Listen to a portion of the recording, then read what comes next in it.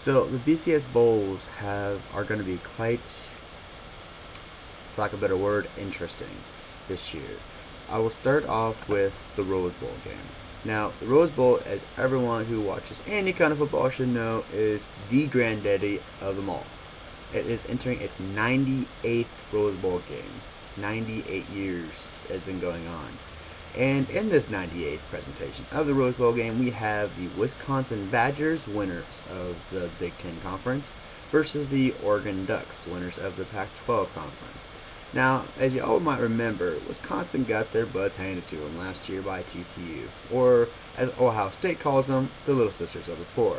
TCU fans, I am so glad your team beat the crap out of Ohio State. And I'm sorry to see you guys aren't there again. Now, Wisconsin has been pretty much a steamroll team all year. They have pretty much kicked the crap out of everybody they've come against. Let's see, wins by 30 something, 35, 42, 49. Yeah, pretty much by the looks of it, a quick scan would say they've pretty much won an average of 30 points by it. They are 4th overall with 44.6 points averaging, 6th overall allowing 17 points. Now, they are also a top rushing team, 10th overall with 237.4, and 63rd overall, 229.5 passing yards. So, not bad stats. So, Wisconsin has been a pretty solid team all year. Their only losses are coming against Michigan State and Ohio State. How they lost to Ohio State, I will never know. Now, the Michigan State game was, in short, what was the first, I believe, yeah, it was the first, you could say, Big Ten Conference Championship. That was, I believe, who they ended up playing again anyways, and they won the second time around, so they won which one it counted. However, their first loss did hurt them in the overall BCS standings, so sorry to see that, Wisconsin. Oregon, however, everybody should know, is a very hyperactive team, for, again, lack of a better word. 3rd overall in points scored, 46.2, in 48th overall with points allowed, 23.6. They are 5th overall with most rushing yards of 295.7. Michael James is a thank for that. And then 219.5 passing yards at 68th overall. So, very solid team. Anybody that watches them know they're very fast-paced. I've met several players from the U of A team who've all complained about how fast Oregon goes. That is Chip Kelly's style. So, suck it up, deal with it. My prediction for this game, it is going to be a very high-scoring game. Both teams are obviously, 3rd and 4th overall in point scoring.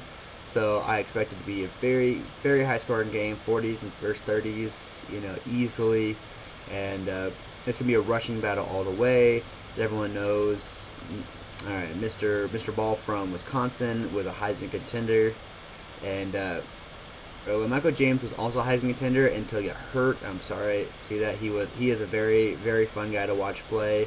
I'm sorry he got hurt, and I don't know if he's going to be back for this game. I don't think so. But this game would be much easier for Oregon if they had him, but they're not. They are not without their weapons. They still have the freshmen and their. They do have their quarterback still, Darren Thomas, who's a runner all by himself. So, again, very, very. Should be a very high-scoring game. A lot of rushing going on by both sides. Not because I live in the Pac-12 area, but I am going to give it to Oregon just because I think their pace will outdo the Wisconsin Badgers. Wisconsin Badgers are slow. They're a steamroll. Like I said, they are a slow steamroll team. But Oregon is a very bam, bam, bam, bam shotgun game. Just never stops firing. So I will give it to Oregon on that one. Moving on to the Tostitos Fiesta Bowl. This, in my opinion, will be the most interesting game of in the entire bowl season. 3 and 4, Oklahoma State versus Stanford, respectively. This will be. Both are one beaten teams. Oklahoma State had their surprising loss to Iowa State, which I think is the only reason they are not in the championship game, even though they should still be in there, in my personal opinion. Even though they are my team's rival, I'm a Sooner. So I have to hate Oklahoma State, but I feel bad for them because they, I don't know why, but they were left out of a championship game. Been nice to see them there, but this is the game I am one of the games I am very anxious to see. Oklahoma State versus Stanford, two completely different teams. I don't think you can find a game in this where two more different teams are going to be playing. Oklahoma State, it's similar to Oregon, just high scoring, fast paced, just overall, again, boom, boom, boom, boom. I mean, they are the second most scoring team in the country, 49.3. Second most passing yards, 386.3. I mean, that, the Brendan Weeding and Blackman combination is unmatched by, I don't think, in the history of the NCAA. I didn't look it up, but I am quite certain that combination has never been seen before. I mean, both of them were Heisman contenders well into the season. How one of them wasn't a finalist, I don't know. But I guess somebody from Alabama paid him off and got Trent Richardson in there instead. But yeah, this is, they're not lacking on rushing yards either. They're maybe 43rd, 170.8, but it's a Big 12 school, man. It's a Big 12 school. You just can't leave it. You just leave it at that. That is, big rushing is Big 12. That is, you think of one, you think of the other. So, and their defense isn't spectacular at 61st with 25.8 points allowed, but their their points scored is more than makes up for it. They scored 60 points in three games. They scored 60 points. They got 59 in one game. They scored 50 in 5 of their games. It is a very, high-powered offense. Lots and lots of passing. On the flip side, you have Stanford, a rushing team. They are 5th overall in points at 43.6. 22nd in rushing, 207.9. 26th in passing, 273, and 23rd in 20.3. Very, very solid team all around. Andrew Luck, Heisman finalist. We'll see on Saturday who wins it all, but he is a very, very exciting team. He will be easily first round, top 5 draft pick.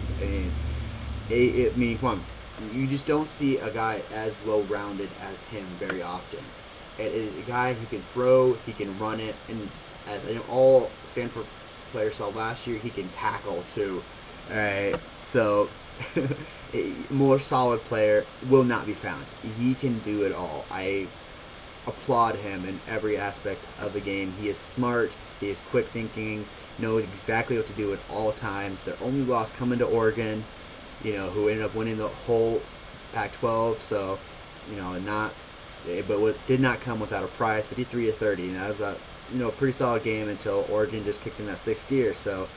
But Stanford, very, very exciting team to watch. This will be a game I will be watching, and if I had to choose a team right now to win it, as far as solidity, I will give it to Stanford. Their overall stats look much better, but Oklahoma State's their spectacular ability to score at any given moment, makes them a very, very difficult team to play against. Again, I'm seeing high scoring game by both 40-point game. So, but I'm gonna, not because they're Big 12, I'll give it to Oklahoma State just because they're hungry. This is the first time ever winning the Big 12 and first time ever being in the Fiesta Bowl. So this is let me look back and look at this. I believe this is a first for both teams. Let me find. See, I had the stats here. I've lost my stats here. Okay, there we go.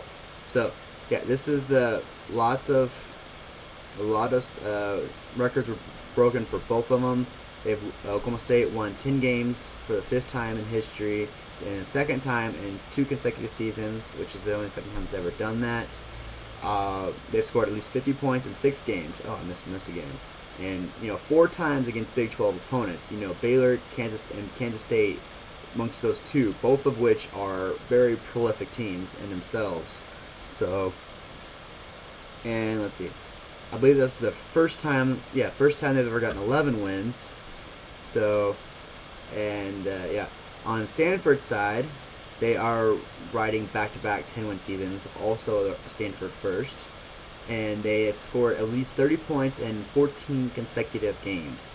So, right there, it says it is very very high, very high profile game.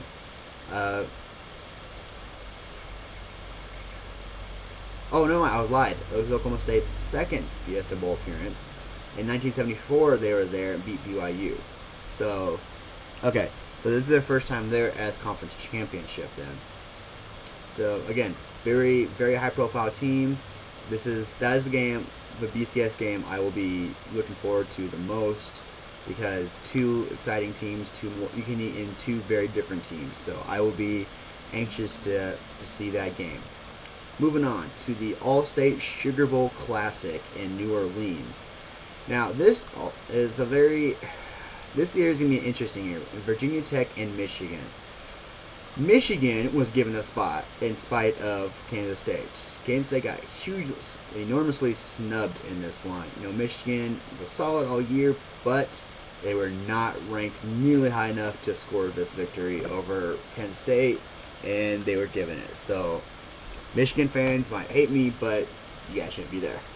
So, and Virginia Tech took second. Did they take second or they win? I think they won their. Did they win their conference? Yeah. No, they've lost their conference. Okay, so they took second in their conference, but they were only a 2-loss team. The second loss coming to Clemson in the conference championship. Actually, no, both their losses came to Clemson. Oh my gosh, Virginia Tech. I'm sorry to see that. Did not notice that. 2 losses, both to Clemson. So both of them were hard-earned losses. So Virginia Tech will be wanting to probably get rid of some of that aggression over Michigan. So yeah, so this will be very interesting. Virginia Tech is a less than solid team. They have a very good defense, allowing only 17.2 points a game, but their scoring high is 28.5. So, they're not a very. I'm going to expect this game to be a lot closer, than most people might think. Michigan is also a solid defense, 7th at 17.2, and 23rd at 34.2. So rushing yards, they're 12th at 235.7 and 90th at 187.4 passing yards. So neither stats look great in any aspect except for their defense. So they're tied equal defenses. So I don't expect this to be a very exciting game. Denard Robinson, on Michigan team is good, but he's not consistent. I wanted to see him do great last year, and he failed. I wanted to see him do this great this year, and he just kind of fell apart. He doesn't know how to keep it together. And he got 2,000 passing yards and 1,000 rushing yards, so again, all-around player, but he is not. He's not consistent. So whichever Denard Robinson shows up this game would pretty much determine the whole game. Virginia Tech has been a solid team for years, so really, again, it will come down to Denard Robinson. If Denard Robinson, we all know and love, who can show up, kick everybody's butt, if he shows up, it's a Michigan game. Michigan's going to win easily, but if he doesn't show up, Virginia Tech's going to tear him apart. So this is a game. Now I'll probably just have to give to Virginia Tech because of Denard Robinson's inconsistencies. That's the only reason I'm giving it to them. That's who I am. I would think it'll be a low-scoring, close game. 20s. So if it gets above 30, I will be surprised. I'll say that. Now, moving on to probably the most historic, not the most historic, but most interesting bowl game, the Orange Bowl. Historically, is ruled by ACC teams and Big 12 teams. You look out throughout the Orange Bowl history, you see Oklahoma and Nebraska, pretty much ruling the Orange Bowl. So, and then you do see Florida State in the last 3 couple of decades, making their stand. But this year is going to be Clemson and West Virginia. So Clemson winning the ACC over Virginia Tech twice. So, but with some strange losses to Georgia Tech, NC State, and South Carolina. So, and they didn't lose closely either. They lost by 14, and let's see, 14. No, that was like 24 and 19. No, 21. I do know how to do math. Trust me. All right. So, in some interesting losses on Clemson's part. I mean, they started off doing so spectacular on an 8-game run, and then they lose to Georgia Tech, and then they beat Wake Forest, and then lose to NC State and South Carolina back-to-back. I don't know what happened there. I really don't. Look like they can't handle Carolina teams or something. But very strange losses. And then they beat Virginia Tech for the second time in the ACC championship. So they're a confusing team. Like, just put it that way, they're a confusing team to watch because kind of like Denard Robinson from Michigan. You don't know which team's going to show up. You know, I mean, their scoring average is 33.6 at 20, and they're ranked 27th, and their points allowed is 62nd, is 26.2. So I mean, they're not a blowout team. They're a they score a lot, but they also allow a lot. So it's like those basketball games. You see, okay, the games are 120. Oh wow, they got high scoring offense, but then they allowed 115. It's like, okay, 120, 115 isn't an exciting game. It's just a lot of people making baskets and no one playing any defense. So I mean, not really interesting. Virginia Tech is a very confusing team to watch. Virginia Tech. Sorry, West Virginia is a very confusing team because they're ranked 19th with 34.9 points scored, but 63rd at 26.3 points allowed. You know, it's they don't have much of a rushing game. You know, ranked 100th at 117.8, but they are a high scoring. They're a high scoring passing game with the 7th at 341.8. So expect a lot of passing yards. I wasn't expecting that. So I mean, this just put it as confusing because when they won the Big East, but no offense to the Big East, but they're not a football conference. You know, Cincinnati, Louisville, Rutgers, Pittsburgh, Connecticut, South Florida, and Syracuse. Apart from Pittsburgh, there's no, and maybe Cincinnati. I'll give it to Cincinnati. Pittsburgh and Cincinnati, there's no one else in the Big East to really seriously contend them. So Connecticut won it last year by some fluke, I don't know how. But Pittsburgh did predominantly a very high profile rushing game, and Cincinnati is a very high profile passing game. So I mean, really, the Big East is confusing, and then West Virginia is even more confusing because you look at their stats; they're all over the place. They truly are. They have an average score of 34.9 to 26.3. Does not really make their resume look very great. So feel bad for you guys, but I'm going to give this one to Clemson just because. I'm going to give it to Clemson because they have, throughout the season, they've won, and walked away. West Virginia, because maybe not just because they're Big East, but West Virginia doesn't know how to keep it together. So, I mean, they lost to LSU. You can't say anything against that, and then they lost to, Syracuse and Louisville. Explain that one. I don't understand that one. How do you lose to Syracuse and Louisville? Neither one of them are great football teams, so how do you lose to them? I don't know. So, sorry West Virginia, but I'm going to give this one to Clemson. And then, finally, the BCS championship game. The BCS first, two teams from the same conference, albeit the SEC conference, are in the championship game, LSU and Alabama. This is probably my most overrated game. I mean, both of them have great defenses, I give them that, but Alabama shouldn't be there. They shouldn't. Alabama should not be there. They have not been spectacular in every way, anyway, except their defense. A solid defense does great, but they don't have the offense to back it up. Trent Richardson is somehow a Heisman contender. I don't know how. While Michael James played 2 less games and has almost maybe 300 yards more rushing than him. So I don't understand how Richardson has not been spectacular. He should not be a Heisman contender, let alone a finalist for that matter. So LSU has pretty much been solid all around. Look at their stats. They're second in points allowed, 12th in points scored, 17th in rushing yards, but LSU's never been a passing team, so being 105th doesn't mean anything. So, whereas Alabama, I mean, on stat paper, looks like the more solid team. First, points allowed, 16th points scored, 15th rushing yards, and 72nd passing yards. But Alabama lost to LSU, so I mean, albeit LSU is number one at the time, but Alabama hasn't played anyone spectacularly at all except for LSU. I mean, the currently ranked teams that Alabama beat was Penn State, Arkansas, Florida, and Auburn. Of those 4 teams, 3 of which are SEC schools, conference games mean absolutely nothing. So Auburn shouldn't even be ranked.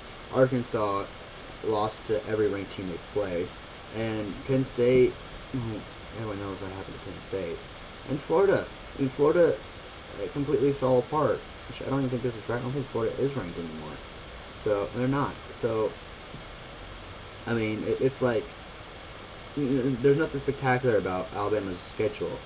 LSU beat Oregon, and they didn't just. I mean, they beat them beat them by 13. Oregon doesn't lose easily, and they handed that to them. So and then you look at the rest of Mississippi State. They beat conference game, but West Virginia. They went to West Virginia on College game day and beat the crap out of them. So that was impressive. So and then they. Alabama, game against Alabama with the defensive struggle. 1 or 2 defenses in the country going at it. So, granted, they only won by 3. They did win. It's hard to really judge that game because it was 2 teams that live by their defenses. I will give them that. And they beat Arkansas pretty handily, which Arkansas' resume doesn't say a lot. And then Georgia, again, not a team that deserves for their ranking. So. This game is going to be a completely on one side. I think LSU is going to come out firing and just beat the crap out of Alabama.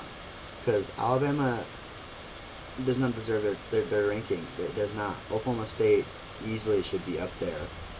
Or even Stanford. They've given teams that didn't win their... I mean, look, they give teams that didn't win their conference that did in the NCAA championship. They did Oklahoma.